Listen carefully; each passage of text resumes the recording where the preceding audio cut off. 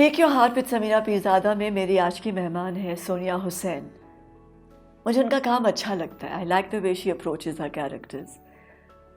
मैंने उसे बहुत अरसे से देखा है मुख्तलिफ़ जगहों पे। दिल चाहता था हमेशा बात करने को, आज मौका मिला है। बहुत सारी बातें करूँगी, तो आइए मिलते हैं सोनिया हुसैन से। Thank you so much Sonia, इतने क्यूट लग रहे हो। Thank you. कैसी आप? ठीक है, मैं बिल्कुल ठीक हूँ। पहली दफ़ा जब मैंने तुम्हें देखा था ना मोर में, मुझे तुम बहुत अच्छी लगी थी। Thank you. आपने मोर देखी? हाँ, मुझे बहुत अच्छी लगी थी वो। मैंने पहली दफ़ा आई सेड ये कौन है, ये तो बहुत अच्छी एक्ट्रेस है।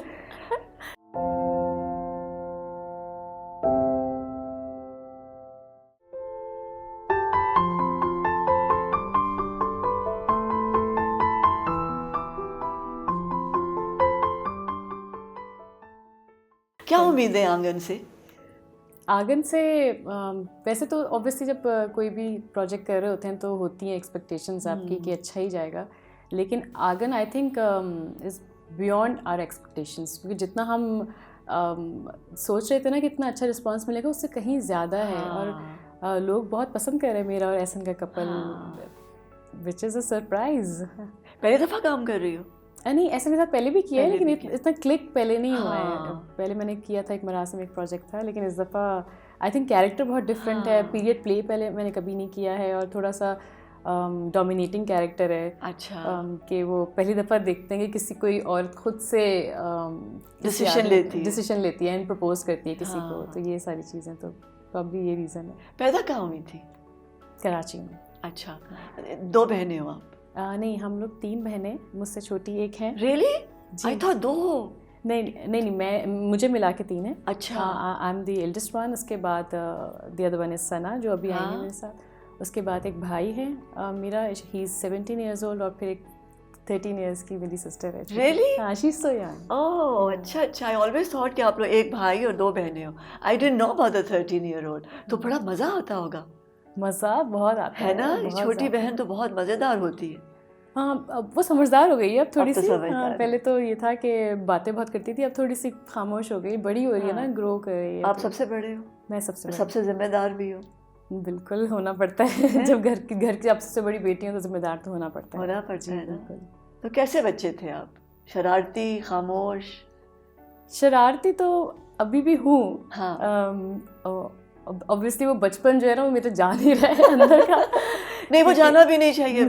वो जो बेबी है ना, जो बच्चा है, वो जिंदा रहना चाहिए। क्योंकि ज़िंदगी इतनी मुश्किल है कि अगर आप अपना वो जो अंदर का आपका बच्चा, अगर आप उसको भी खो देंगे ना, तो फिर समझें कि आप बहुत डिप्रेस्ड हो जाएंगे। तो ज़रूरत नहीं है, आपको उसको साथ साथ लेके चलना चाहिए। मेरे अभी भी वही सारे दोस्त हैं जो बचपन से मेरे साथ हैं।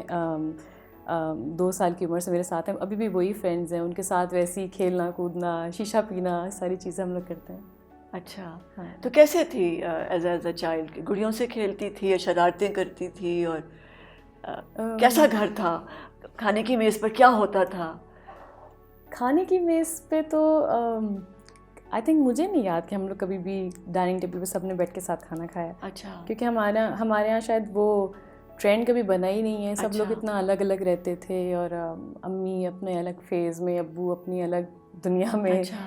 तो बहन भाई ऑब्वियसली, फिर मैं थी, सना थी, हम लोग अपना मिलके जैसे भी होता था करते थे। इस तरह से इस तरह से बचपना गुजरा है। तो कोई एज सच वो फैमिली वाली लाइफ गुजारी नहीं है हमने। अच्छा, that's very interesting.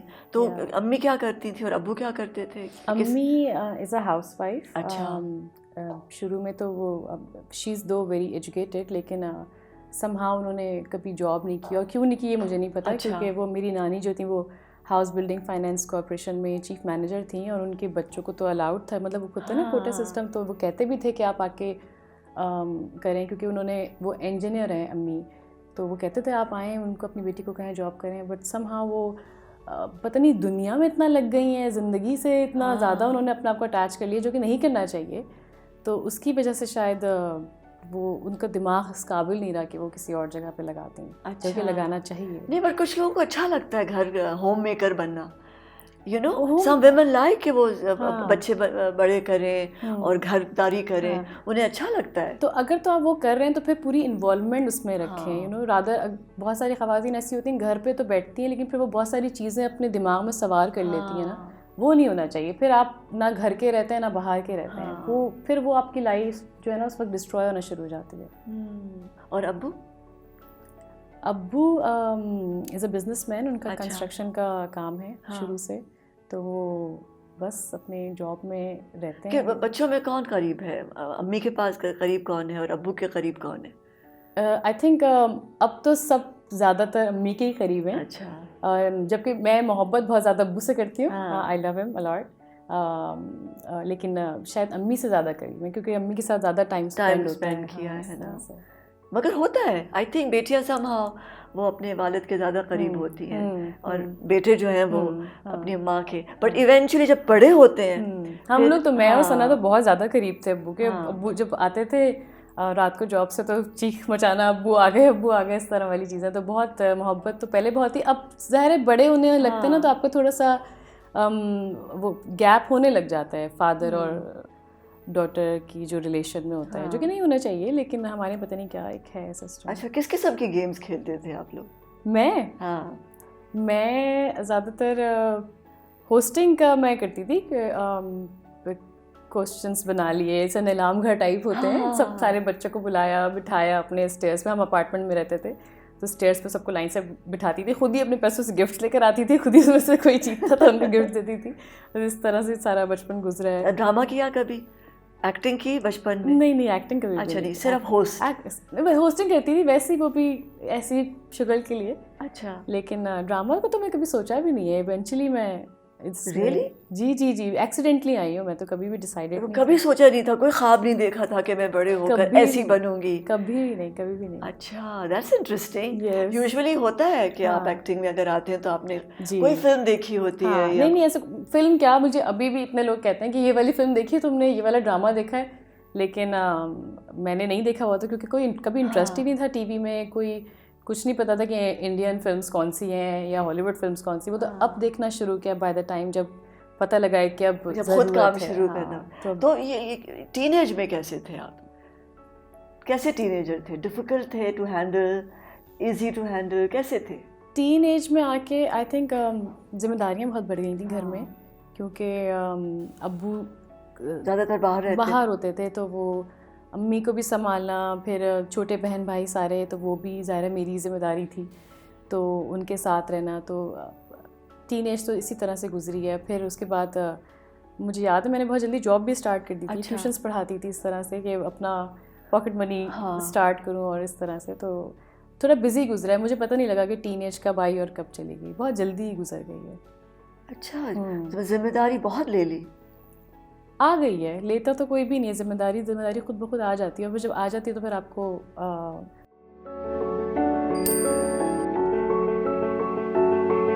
Basically physiologist, मैंने तो BS फिजियोलॉजी में किया है। मेरे माइक्रोबायोलॉजी और जोलॉजी में माइनर्स थे, तो फील्ड बिल्कुल डिफरेंट है प्री मेडिकल से लेके अब एक्टिंग बिल्कुल डिफरेंट है। तो मैंने तो फिजियोलॉजी में किया हुआ, लेकिन अब काम ही नहीं आती कहीं। तो क्या किया था जब पहली दफ़ा ट्यूशन से पैसे मिले थे? तो क्या किया था? आई थिंक कपड़े बनाए थे मैंने अपने कपड़े बनाए थे। अच्छा, और अम्मी को क्या गिफ्ट दिया था? पैसे क्या 500 रुपये मिलते थे ट्यूशन से नहीं, उस वक्त 500 रुपये बहुत थे भाई, आज से 10 साल पहले भी for a teenager 500 rupees is money, है ना? यस इट इज़, ये तो है। फिर क्या किया? फिर कुछ नहीं, फिर जैसे मुझे घर सजाने का बहुत शौक है, तो कोई घर की कोई चीज़ ले आई, डेकोरेट करने के लिए कुछ ले आई। किचन का मुझे क्रॉकरी का बहुत शौक है, तो छोटी छोटी चीज़ें, टी सेट वगैरह ये ले आई कि मुझे बहुत अच्छा लगता है प्रेजेंट करना मेहमानों के सामने। तो इस तरह से बस ये जमा कर ये छोटी छोटी चीज़ें करती हूँ। तो इतना नहीं होता था उसके अंदर, पर छोटी छोटी चीज़ें भी बहुत मज़े की चीज़ें होती हैं, है ना? तो क्या सोचा था कि पढ़ाई करोगी और क्या करोगी? मैं तो I am basically a physiologist. मैंने तो BS फिजियोलॉजी में किया है। मेरे माइक्रोबायोलॉजी और जोलॉजी में माइनर्स थे, तो फील्ड बिल्कुल डिफरेंट है प्री मेडिकल से लेके अब एक्टिंग बिल्कुल डिफरेंट है। तो मैंने तो फिजियोलॉजी में किया हुआ, लेकिन अब काम ही नहीं आती कहीं। तो क्या सोचा था कि क्या करोगे, अपना होगा क्लिनिक या कहीं काम करोगे? या यही सोचा था क्योंकि उस वक्त सारे स्टूडेंट्स जो हैं वो प्लान कर रहे थे कि कहीं खान में कहीं पे फिजियोथेरेपी का कोर्स होता है 4 महीने का, उसके बाद ₹1,00,000 की जॉब लगती है। तो हम तो बड़े एक्साइटेड थे कि ₹1,00,000 कैसे होते होंगे देखने में। तो इस तरह से, लेकिन इवेंचुअली जब मैं इंटर में ही थी, इंटर ख़त्म भी नहीं हुआ था, तो उसके बाद फ़ौरन ही मैं फील्ड में आ गई थी। तो उसके बाद फील्ड के साथ साथ ही मैंने अपना ग्रेजुएशन भी कंप्लीट किया है। तो इस तरह से पढ़ाई भी साथ साथ चलती रही, एक्टिंग भी साथ साथ चलती रही इस तरह। तो कभी नहीं सोचा कि ये जो पाकिस्तान में तो इतनी सख्त ज़रूरत है फिजियोलॉजिस्ट की, रियली है, यू नो, और बहुत जेन्युइन लोगों की जो वाकई सही बात बताएं। मैं खुद अभी फिजियोथेरेपी करा कर आई हूँ हमने उसके बाद वॉक की है, और ज़्यादा एहसास होता है कि मुझे रखना चाहिए था अपना करियर साथ साथ। क्या कर सकते हैं, 2 चीज़ें हो सकती हैं साथ? आई डोंट थिंक सो, क्योंकि अब तो ये ना कि अब तो आप हॉस्पिटल भी जा रहे होते हो तो नकाब करके जाना पड़ता है, तो पता नहीं मैं वो साथ साथ कर सकूँ या ना कर सकूँ। नहीं कर सकते, मुझे नहीं लगता। बहुत डिमांडिंग है एक्टिंग। है तो आई थिंक एक तो वर्किंग आवर्स बहुत ज़्यादा होता है, उसके बाद ये कि फिर आप जब वो कैरेक्टर से निकलते हैं ना, मेरे ऊपर तो कैरेक्टर बहुत ज़्यादा सवार हो जाता है। अच्छा। तो मुझे उससे निकलने में भी अपने लिए ब्रेक चाहिए होता है, एटलीस्ट 10 to 15 डेज़ का, तब जाके मैं कोई दूसरा प्रोजेक्ट कर सकती हूँ। तो मेरे लिए तो है मुश्किल काफ़ी ज़्यादा एक्टिंग। तो ये सीखा नहीं कि किस तरह अनवाइंड करना चाहिए, इसका भी तरीका है। मैंने एक वर्कशॉप अटेंड की थी और मेरा वहाँ यही सवाल था। सो बहुत सारे एक्टर्स ने मेरी मदद की थी और उन्होंने कहा था कि जब आप एक्टिंग करके कैरेक्टर से सेट पर जब आप बाहर निकलते हैं तो इमीडिएटली कुछ और सोचना शुरू करें और घर जाकर कोई टोटली डिफरेंट चीज़ करें। पेट के साथ खेलें, बच्चे के साथ खेलें। अगर आप म्यूजिशियन हैं तो ऑपोजिट उसका करें कुछ और। अगर आप एक्टर हैं तो म्यूज़िक का कोई इंस्ट्रूमेंट बजाना सीखें, जस्ट टू गेट आउट। और कुछ नहीं तो पोट्री करें, यू नो, कोई मट्टी का बर्तन बना लें, कोई यू नो मट्टी से खेल लें, या कुकिंग करें। कुकिंग कितना बिकॉज अच्छा cooking is also a therapy. वो कुकिंग में जब आप सब्जी काटते हैं या कुछ भूनते हैं या बनाते हैं, आई थिंक उस वक्त भी आपका जो थॉट प्रोसेस है वो उसको छोड़ देता है जिसको लेकर आप घर आए थे, और एक नई चीज़ आई थिंक हो जाती है। तो ये फिर उसको अनवाइंड करने का भी तरीके होने चाहिए। नहीं, अनवाइंड आई थिंक ज़िंदगी में भी आपको करना चाहिए। बहुत सारे रिलेशंस में आपको लगता है कि आप फंस जाते हैं और ट्रॉमेटाइज हो जाते हैं, तो उससे भी अनवाइंड करना आपको बहुत ज़रूरी है। तो ये बड़ी अच्छी आपने मिसाल दी है कि ये करना चाहिए, ये करना चाहिए। ये मैं अपनी अम्मी को कहती हूँ कि अम्मी आप अपना ध्यान कहीं और लगाएं, क्यों आप एक ही चीज़ सोचती रहती हैं। हाँ, लेकिन मैं बताऊँगी कि ये मैंने सोचा था क्योंकि मैं खुद भी बहुत सारे किरदार घर ले आया करती थी, और फिर अब आपके बच्चे हैं, आपका मियाँ है, आपका घर है, यू नो, मैं भी डिफ़िकल्टी महसूस करती थी बाहर आने से। तभी मैंने ये वर्कशॉप की थी। और अच्छा, आपने वर्कशॉप की थी? मैं डेनमार्क में थी, मैं वॉइस ट्रेनिंग के लिए गई थी, तो वहाँ मैंने आई आस्क्ड फॉर इट। सारे वो जहाँ एक्टर्स वहाँ आए हुए थे उनसे मैंने शेयर किया था कि मैं अपने किरदारों में से इतनी आसानी से बाहर नहीं आती और बहुत देर तक मैं उन्हें अपने घर में लिए फिरती हूँ और इससे मेरी ज़िंदगी, नॉर्मल ज़िंदगी असरअंदाज होती है। तो I think you should learn, I will help you in the future जब हम मिलेंगे, कि हम ये बहुत ज़रूरी है। जी बिल्कुल, क्योंकि वो हमारी साइकी को बहुत ज़्यादा डिस्टर्ब करता है, और वो फिर आपके आगे के कामों में भी जी प्रॉब्लम्स होती है ना। जी। तो किसने देखा था और कहाँ देखा था सोनिया अपना? मुझे? हाँ, मेरा असल में मैं जब हमारे कॉलेज में वो आए थे, किसी चैनल के कोई टीम आई थी ऑडिशंस लेने के लिए, किसी स्पोर्ट्स शो का ऑडिशंस हो रहे थे होस्टिंग के लिए। तो हमने सोचा कि क्यों ना चलें, स्टार्ट करते हैं। वो होता है ना कि साइड आपकी पैसे भी आप बना लेंगे, पढ़ते भी रहते हैं। तो उसमें मैंने खुशी खुशी दिया, वो एक अखबार पढ़ते हैं कि आज इतना ये सब कुछ हो गया है और ये वो। मैंने दे तो दिया ऑडिशन, लेकिन उसके बाद फिर उनका फ़ोन ही नहीं आया। फिर मैंने खुद ही फ़ोन किया एक हफ्ते बाद, मैंने कहा क्या हुआ, आपने बताया नहीं? तो कहने लगे नहीं वो तो आपका नहीं हुआ है, आप तो बहुत छोटी लगती हैं, आपको नहीं ले रहे हम। साफ मना कर दिया।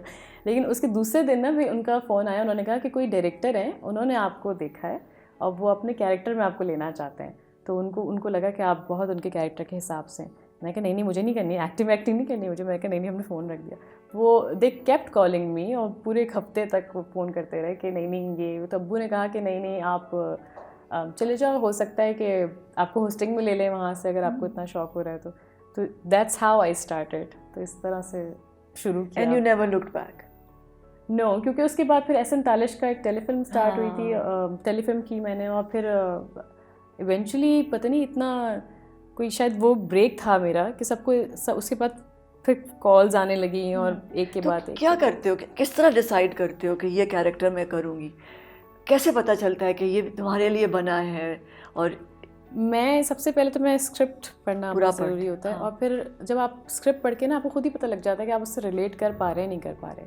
अगर तो आपको लगता है कि नहीं, ये आपको नहीं लगता कि रियल लाइफ में कभी ऐसी कोई चीज़ हो सकती है, या शायद ये बातें नहीं हो सकती इस कैरेक्टर की जिस कैरेक्टर को पोर्ट्रे करना चाह रहे हैं, तो फिर मैं नहीं करती उसको।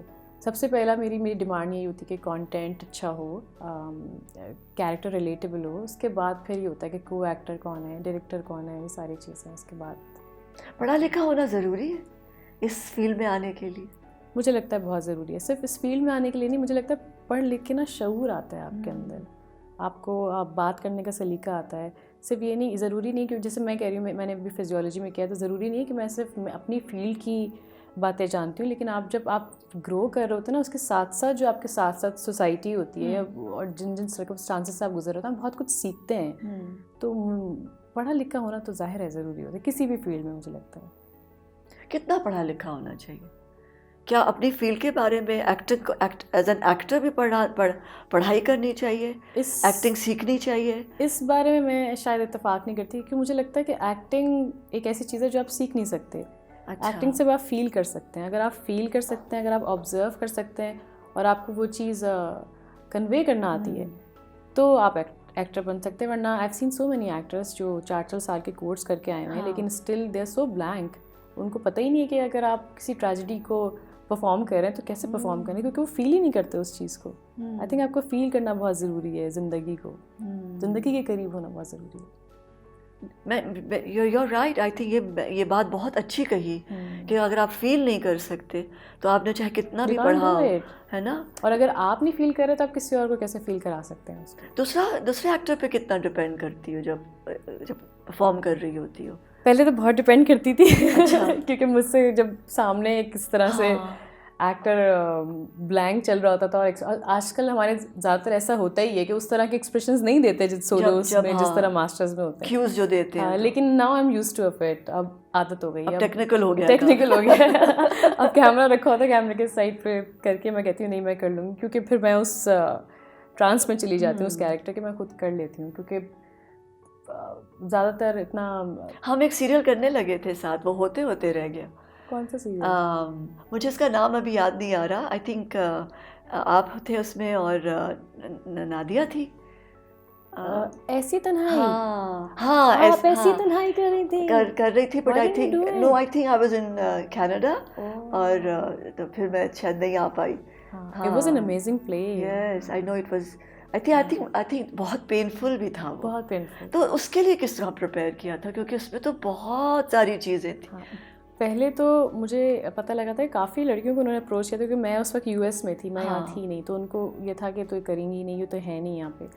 लेकिन बहुत सारी एक्ट्रेसेस ने मना कर दिया था करने को, कहने लगे नहीं ये तो बहुत बोल्ड कैरेक्टर है, और वो नेकेड पिक्चर्स लड़की की वायरल होती हैं सोशल मीडिया में, कहने लगे हम तो ऐसा कैरेक्टर नहीं कर सकते, क्योंकि यहाँ पर ज़्यादातर लोगों को पसंद है कि थोड़ा भोली भाली सीधी शादी करेंगे तो लोग पसंद करेंगे आपको। ऐसा नहीं है, क्योंकि ज़िंदगी में जहाँ पे पॉजिटिविटी है वहाँ नेगेटिविटी भी है, और नेगेटिविटी भी किसी वजह से होती है। मतलब कोई भी इंसान पैदा इस तरह से नहीं होता, वो उसके हालात, उसकी सोसाइटी उसको इतना ट्रॉमेटाइज्ड करते हैं कि वो वैसा बनने पे मजबूर हो जाता है।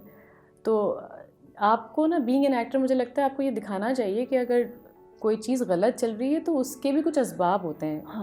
कोई चीज़ अल्लाह ताला नहीं गलत करके पैदा करता।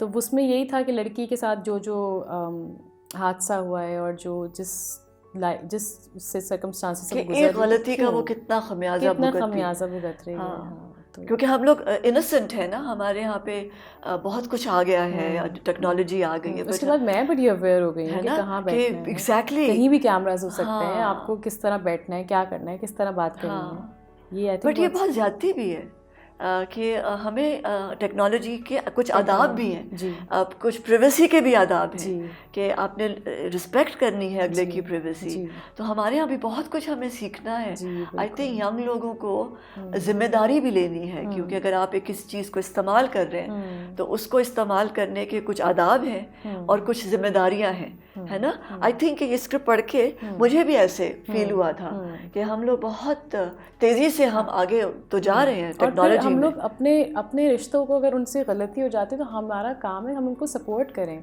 ना कि हम उनको और लेट डाउन करें उस चीज़ के लिए। उसमें होता है कि माँ खुद ही अपने हाथ से जहर दे देती है अपनी बच्ची को क्योंकि उससे गलती। भाई क्यों, क्या अल्लाह ताला आपको सेकंड चांस देता है, आप क्यों नहीं दे सकते? आप क्यों इतने ऊपर बड़े बन रहे हैं? तो ये है। आई थिंक पेरेंट्स को भी बहुत कुछ सीखना है कि इंसान सब गलतियाँ करते हैं और गलतियों से ही बच्चे सीखते हैं बिल्कुल। और फिर उनके लिए रास्ते भी नए खुलते हैं, क्योंकि जो बच्चा सीखता है वो आई थिंक आगे बहुत मजबूत ज़िंदगी गुजारता है। आपने क्या सीखा है किस चीज़ ज़िंदगी से? ज़िंदगी बहुत कुछ सिखाती है अगर इस बारे में आई थिंक बात करने बैठेंगे तो फिर तो सालों गुजर जाएंगे। पता नहीं कितना कुछ गुजरा है इन कुछ सालों में कि आई थिंक मैं बहुत ट्रांसफॉर्म हो गई हूँ। पहले कुछ थी, बचपन कुछ था, टीनेजर जब थी तब कुछ और थी। अब I am entirely a different person. अब क्या हो, कौन हो? अब मुझे लगता है कि मुझे समझ आ गया कि किस तरह से आपको अपने आप को लेके चलना है ज़िंदगी में। बहुत ज़्यादा चीज़ों में हावी नहीं करती, क्योंकि अगर आप हावी करते हैं तो आपके अपने लिए नुकसानदेह होती हैं। तो आपको somehow you just have to go with the flow, क्योंकि ज़िंदगी इसी का नाम है। अप्स एंड डाउन्स तो ज़िंदगी में आते ही हैं। बस वो छोटी सी बच्ची है, वो कहाँ रखी हुई है? बच्ची कभी कभी निकलती है बाहर। नहीं, उसको कहाँ रखा हुआ है? कोई स्पेशल जगह है? वह अंदर है, अपने बहन भाइयों के साथ जब होती हूँ तो तब बाहर आता है बच्चा। मगर वर्क प्लेस में नहीं आता, वहाँ सीरियस हो? कभी भी नहीं, कभी भी नहीं। वो वाली साइड किसी ने नहीं देखी, एक लाउबाली सी, एक चंचल सी? नहीं हाँ? कभी भी। क्योंकि मैंने भी जब मिली हूँ ना बहुत सीरियस देखा है बहुत नपीतुली। हाँ, क्योंकि शायद मुझे बहुत जल्दी ऐसा ये एहसास हुआ था कि आपको लोग सीरियस नहीं लेते जब आप ज़्यादा उस फेज़ में जाते हैं। तो पहले आपको अपने आप से सीरियस होना पड़ता है, फिर लोग आपको सीरियस लेना शुरू करते हैं। तो शायद ये चीज़ मेरे अंदर बहुत ज़्यादा आ गई है इस वजह से, वरना तो आते कोई बात। तो कभी कभी थक नहीं जाती हो? ये जो इतना बड़ा एक कैरी करती हो, एक पर्सोना। नहीं, I think I like it. अच्छा। हाँ, आई लाइक इट नाउ। मुझे अब आदत भी हो गई है और अब क्योंकि ज़रूरत है मेरी। अगर मैं इस तरह से नहीं रहूँगी तो फिर मेरे बहन भाई, अगर मैं खुद अपने आप को उस तरह से बच्चा बना के रखूँगी तो मेरे बहन भाइयों को कौन लेके चलेगा? ये एक बात होती है। तो आपको आई थिंक सिचुएशन के हिसाब से बड़ा होना ही पड़ता है।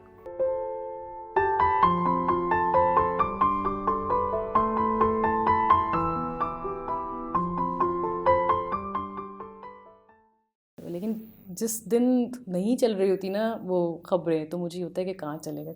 तो मेरा क्योंकि रूम नीचे है, वो ऊपर होते हैं, ऊपर अम्मी अब्बू का वगैरह का कमरा है, तो मैं चुपके से जाती हूँ, जाके देखती हूँ अब्बू हैं नहीं, वो बैठे होते हैं, तो सुकून आ जाता है कि हाँ बैठे।